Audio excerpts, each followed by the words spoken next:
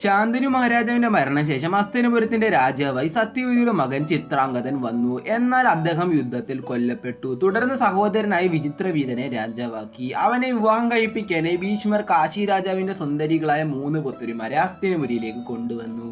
എന്നാൽ മുതിർന്ന രാജകുമാരിയെ അംബയ്ക്ക് ശാല്യ രാജാവിനോടായിരുന്നു പ്രണയം. ഇതുകൊണ്ട് തന്നെ അവളെ ഭീഷ്മർ വിട്ടയച്ചു. പക്ഷെ ശാല്യൻ അവളെ നിരസിച്ചതോടെ അംബയ്ക്ക് വേദനയുടെയും പ്രതികാരാഗ്നിയുടെയും ജീവിതം മാത്രം ശേഷിച്ചു. അംബികയും അംബാലികയും വിചിത്രവീരന്റെ ഭാര്യമാരായി. പക്ഷെ വിചിത്രവീരനും ചെറുപ്പത്തിൽ തന്നെ മരിച്ചു. രാജവംശം ഇല്ലാതാവുമോ എന്ന ഭയത്തിൽ സത്യവതി തന്റെ മുൻപത്തെ മകനായ മഹർഷി വ്യാസനെ വിളിച്ചു.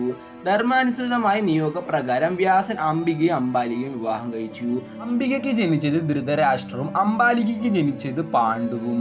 പിന്നീട് ദാസിയുടെ വഴിയിലൂടെ മറ്റൊരു മകൻ വിതുരനും ജനിച്ചു. ഇങ്ങനെ ഹസ്തിനപുരത്തിന്റെ ഭാവിയിലെ മഹാഭാരത കഥയിലെ പ്രധാന കഥാപാത്രങ്ങൾ ജനിച്ചു. ഈ ഒരു വീഡിയോയുടെ പാർട്ട് 3 ഉടൻ തന്നെ നമ്മുടെ ചാനലിൽ അപ്ലോഡ് ചെയ്യുന്നതായിരിക്കും.